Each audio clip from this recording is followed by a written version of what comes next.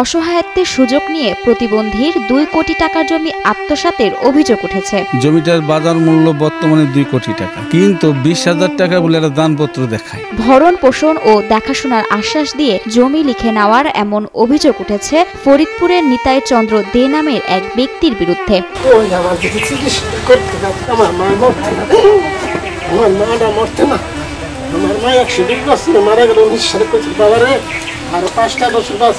শেষ বয়সে দেখভাল করা কথা জানিয়ে জমি লিখে নিয়েছেন বলে দাবি করেছেন সদরপুরের 4 রশি গ্রামের অসহায় স্বপন কুমার। আমার ভাতিজা নিতাই চন্দ্র দে, সে আমার জমি নেওয়ার পরিপ্রেক্ষিতে সে আমার নানান ধরনের কথাবার্তা বলছিল যে আমার ভরণ পোষণ দেখবে, আমার সংসার দেখবে, আমার অসুখ বিসুখ দেখবে, কিন্তু এই পর্যন্ত সে কোনো কিছু আমার দেখে নাই। জমি লিখে দেওয়ার পর কয়েক বছর দেখাশোনা করলেও বর্তমানে ভুক্তভোগীদের কোনো খোঁজ খবর নেন না অভিযুক্ত নিতাই চন্দ্র দে। ভরণ পোষণের জন্য যোগাযোগের চেষ্টা করলেও অকথ্য ভাষায় গালমন্দ এবং বিভিন্ন ধরনের হুমকি দেওয়া হয় বলে জানান ভুক্তভোগীরা। যারা কিনতে যায় তারা কয় যে স্বপনের হলো জমি বেচে, তখন সে অকথ্য ভাষা তাদেরকে গালাগালি করে। এদিকে সব হারিয়ে দিনের পর দিন মানবেতর দিন কাটাতে বাধ্য হচ্ছেন প্রতিবন্ধী স্বপন কুমার ঘোষ ও তার বোন মঞ্জুরানী ঘোষ। মনে করেন যে 6 মাসের ভিতরে আমরা একদিন মাংস খাইনি, 6 মাসের ভিতরে 2 দিন মাছ খাইছি কি মাইনে। স্থানীয়দের কাছ থেকে চেয়ে চিনতে কোনো রকমে দিন পার করছেন বলে দাবি তাদের। 2 ভাই বোন রোগাক্রান্ত হলেও চিকিৎসার কোনো ব্যবস্থা নেই বলেও জানান তারা।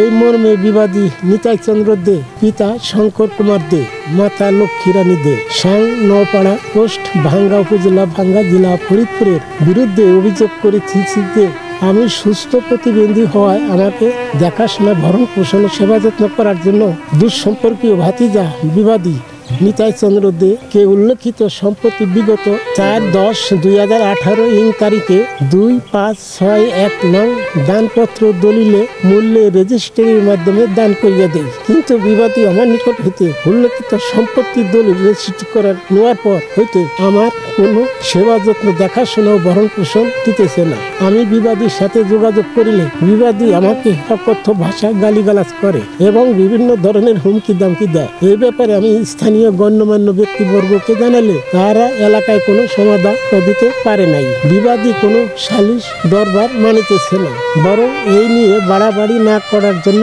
পুনরায় হুমকি দেয়। শারীরিক প্রতিবন্ধী হওয়ায় কোনো কাজ করতে পারেন না স্বপন। জমিটিই ছিল তার একমাত্র সম্বল। সেই শেষ সম্বলটুকু হারিয়ে এখন দিশেহারা তারা। সরকারের কাছে এটুকু চাই, বিচার চাই যে আমার জমিটা প্রতারণা করা নেওয়ার পরিপ্রেক্ষিতে সরকার যেন আমার জমিটা ফেরত দেয়, যাতে আমার বাবার সম্পদটা আমি ঠিকভাবে আমি রাখতে পারি। মায়ের পায়ে জড়াই দিল, মায়ের পায়ে জড়ার পর বললো যে ঠাকুমা আমি তোমাকে দেখাশোনা করবো, তাই কাকা চেষ্টা হয়ে আসার পর এই জমি আমি তোমাকে আবার ফেরত দিয়ে দেবো। সেই দিক ওদিক আসে জমির খোঁজ দেওয়া লাগছে, কিন্তু আমার বাড়িতে চাল লাগবে না, ডাল লাগবে না, নুন লাগবে না, 2 টাকা লাগবে, কিন্তু সে জিজ্ঞাসা করে না। বাজার পরিপ্রেক্ষিতে তার কাছে কোনো ফুল কেনার আমরা পাইতেছি না পাওয়ার পরিপ্রেক্ষিতে সে গোপনে বিক্রি করার জন্য প্রচেষ্টা চালাবা লাগছে। এদিকে অসহায় 2 ভাই বোন যেন ন্যায্য বিচার পান সে বিষয়ে যথাযথ কর্তৃপক্ষকে এগিয়ে আসার আহ্বান জানিয়েছেন এলাকাবাসী।